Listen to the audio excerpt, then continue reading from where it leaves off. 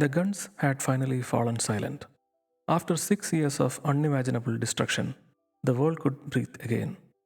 Cities lay in ruin, families were scarred forever, and entire nations were exhausted.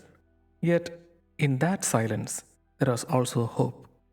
For millions, the end of World War II wasn't just the end of a conflict.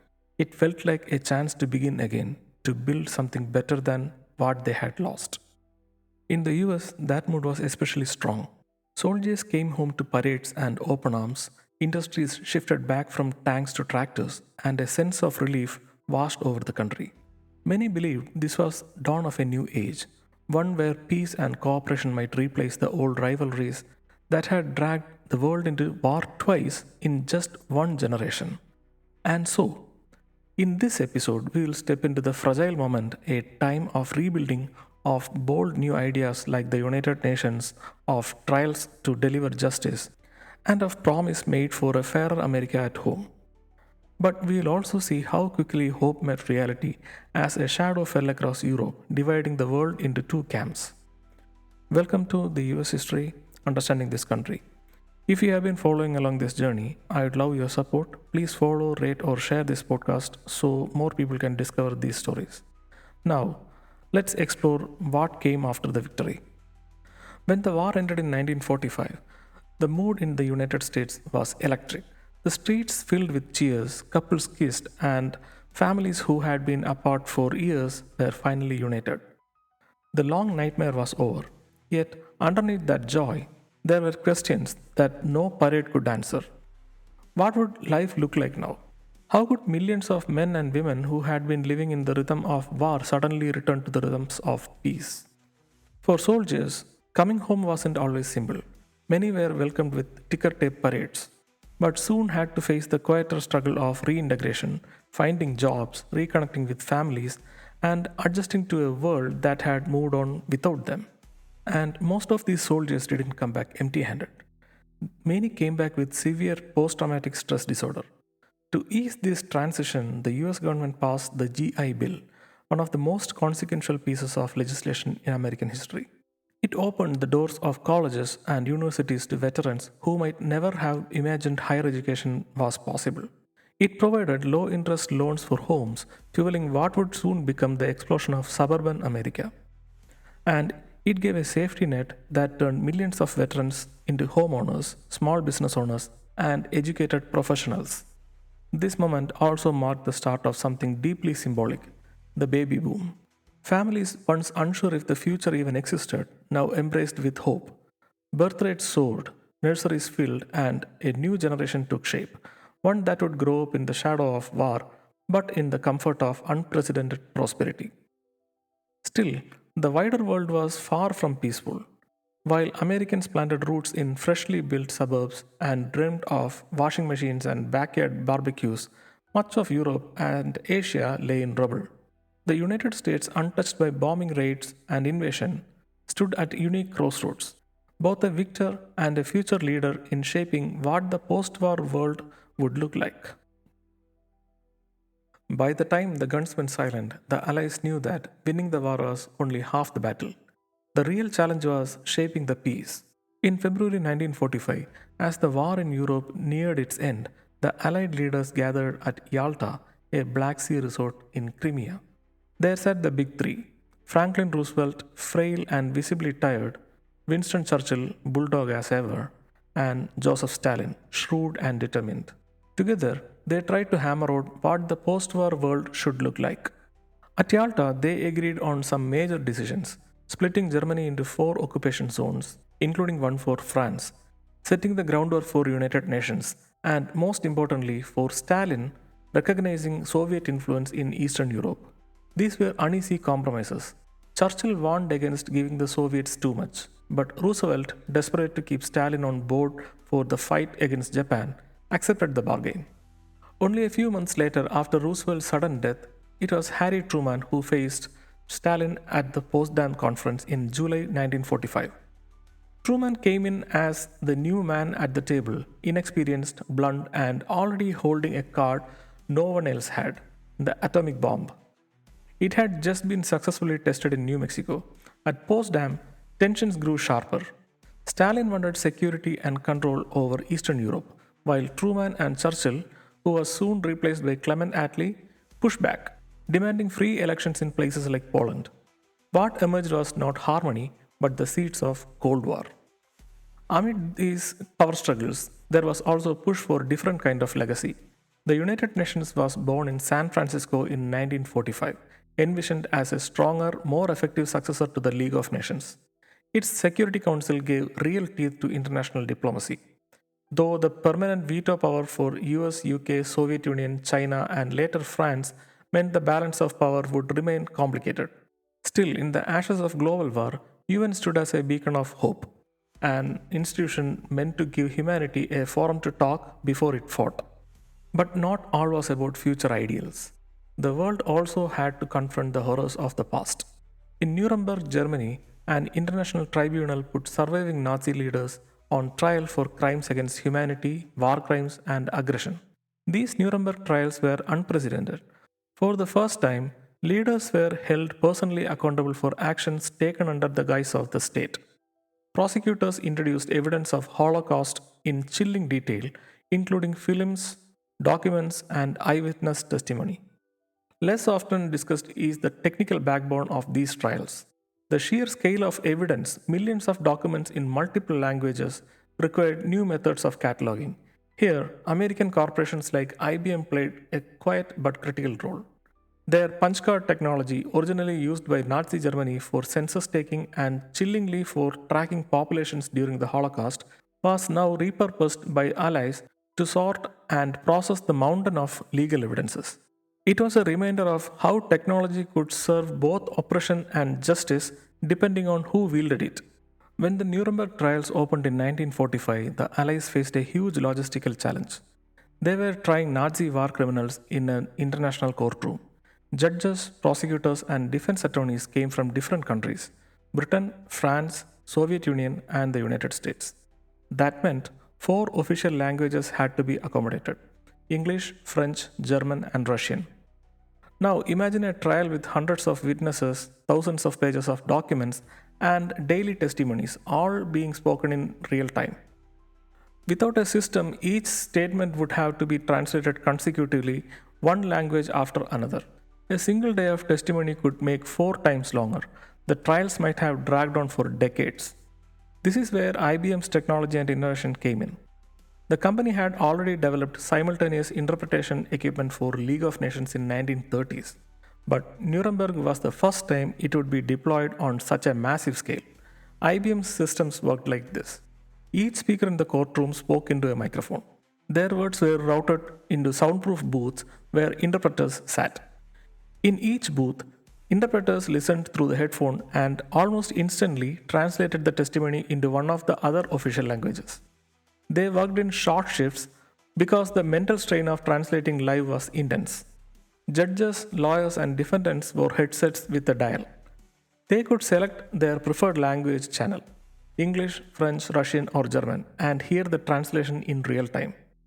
This setup, sometimes called the concurrent translation, was revolutionary. It turned what could have been an endless series of trials into a functioning international court. The system wasn't perfect. There were slips, mistranslations, and moments when interpreters simply couldn't keep up. But it worked well enough to let justice move forward efficiently. And it had long lasting consequences. The Nuremberg trials essentially institutionalized the simultaneous interpretation as a standard practice in diplomacy and international law. Today, organizations like United Nations still rely on model that IBM and the Nuremberg interpreters pioneered. In a way, IBM's contribution at Nuremberg wasn't about computers or data. It was about communication. Without that technology, the trials would have been bogged down in translation delays, and the moral force of seeing international justice in action might have been lost. By the end of 1946, the Nuremberg verdicts set lasting precedents. Just following orders was no longer a defense, and crimes against humanity were recognized as punishable under international law. These trials, alongside the UN, became two pillars of a new world order, one striving for accountability even as power politics between East and West threatened to fracture that vision. By 1946, the wartime camaraderie among the Allies had soured. The uneasy handshake at Yalta and Potsdam gave way to suspicions and soon to outright rivalry. Winston Churchill captured this new reality in his famous Iron Curtain speech delivered in Fulton, Missouri. It goes like this. Nobody knows what Soviet Russia and its Communist International Organization intends to do in the immediate future. From Stettin in the Baltic to Trieste in the Adriatic, an iron curtain has descended across the continent. Standing beside President Truman, he declared that from Stettin in the Baltic to Trieste in the Adriatic, an iron curtain has descended over the continent. It was a vivid metaphor, and it stuck. What he described was a harsh truth. Eastern Europe had fallen under Soviet control. Poland, Czechoslovakia, Hungary, Romania, their governments were no longer free, but molded to fit Stalin's communist blueprint. Americans, still basking in victory, were slow to grasp just how quickly this division was hardening. But Truman, a man of simple, plain talk, understood what was at stake. In 1947, he announced the Truman Doctrine. At its core, it was a promise. The US would support free peoples resisting subjugation by armed minorities or outside pressures. In practice, this meant money and aid to places like Greece and Turkey, where communist movements were threatening fragile governments. For the first time in peacetime, America had committed itself to global struggle, not with armies on battlefield, but with economic and political will. The scale of that commitment became clear with the Marshall Plan, unveiled in 1947 by Secretary of State George Marshall. Europe lay in ruins, factories bombed out, railways twisted, people hungry. The US offered billions of dollars in aid, not only to rebuild but stabilize the economies and prevent communism from spreading into desperate societies. It was generosity, yes, but also a strategy. By reviving Western Europe, the US was building both prosperity and loyal allies. The Soviets saw it was nothing less than economic warfare, and they blocked Eastern European nations from taking part. This division only deepened the East West split. The first great test of this new confrontation came in Berlin. In 1948, Stalin tried to choke off the western sector of the city by cutting roads and rail access. His aim was simple: force the Allies out, but Truman refused to back down. Instead of fighting with tanks, the US and Britain launched the Berlin Airlift, a massive operation that for nearly a year flew in everything Berliners needed, from coal to bread to milk, whatever they needed. At its peak, planes landed every few minutes. Against all odds, the airlift succeeded. Stalin blinked first and lifted the blockade in 1949. The message was clear: America was not retreating from Europe. The Cold War had truly begun, and the US was now the cornerstone of a Western alliance determined to resist Soviet power. By 1949, the division of world was no longer abstract. It had taken on a military form. In April of that year, the United States joined with Canada and 10 Western European nations to create the North Atlantic Treaty Organization, or NATO. It was the first peacetime military alliance in American history. For centuries, George Washington's warning against entangling alliances had guided the US foreign policy.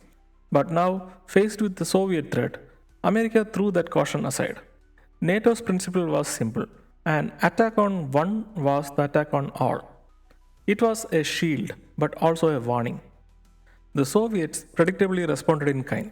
In 1955, they formalized their own alliance, the Warsaw Pact. The two blocs, NATO in the west, Warsaw Pact in the east, symbolized the hardening of the Cold War into a global standoff. Countries around the world would increasingly feel the pressure to choose sides, whether in Europe, Asia, or beyond.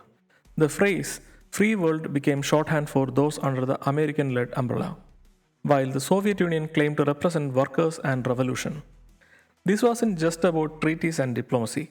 The rivalry immediately spilled into technology and weaponry. In 1949, to America's shock, Soviet Union tested its first atomic bomb. The monopoly the US had held since Hiroshima and Nagasaki evaporated overnight. Suddenly, the world was in an arms race, not only to build more bombs, but to build more powerful ones. Hydrogen bombs, long range missiles, nuclear submarines, the race was on and fear of annihilation began to shadow everyday life.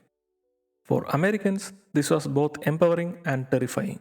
The country had assumed the role of leader of the West, but it also meant carrying the burden of global defense. School children would soon be taught to duck and cover. Civil defense drill would become routine, and the possibility of a total war lingered in the background.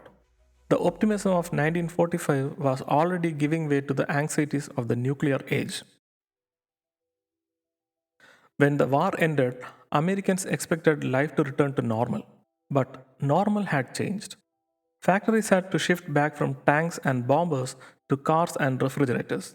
Millions of GIs were back on job hunt, and new demands were rising about what kind of society America should be.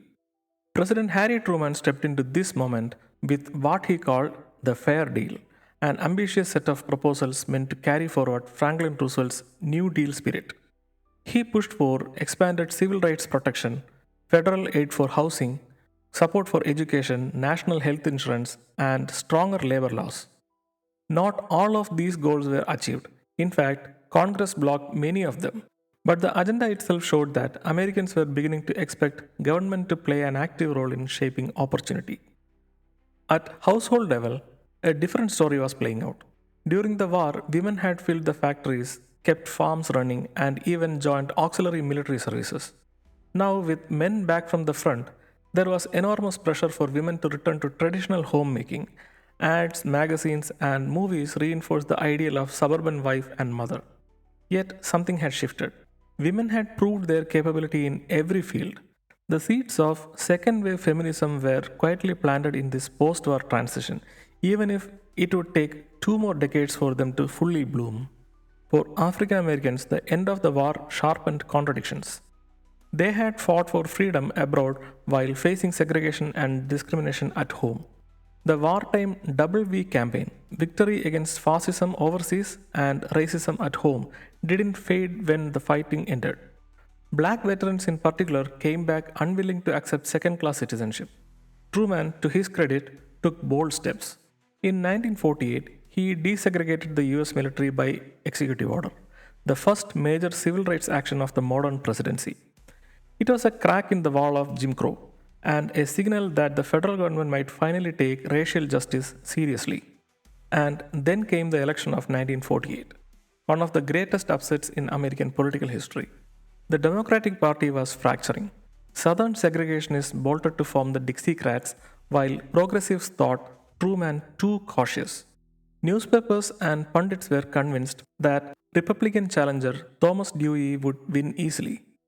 One Chicago Tribune headline even prematurely declared, Dewey defeats Truman. But Truman campaigned relentlessly, whistle stopping across the country by train, speaking directly to working class crowds in towns big and small. Against all odds, he won. That scrappy victory proved both the resilience of his political instincts and the continuing strength of democratic coalition. As the dust of the war settled, America stepped into a new kind of battlefield, one of culture, technology, and lifestyle.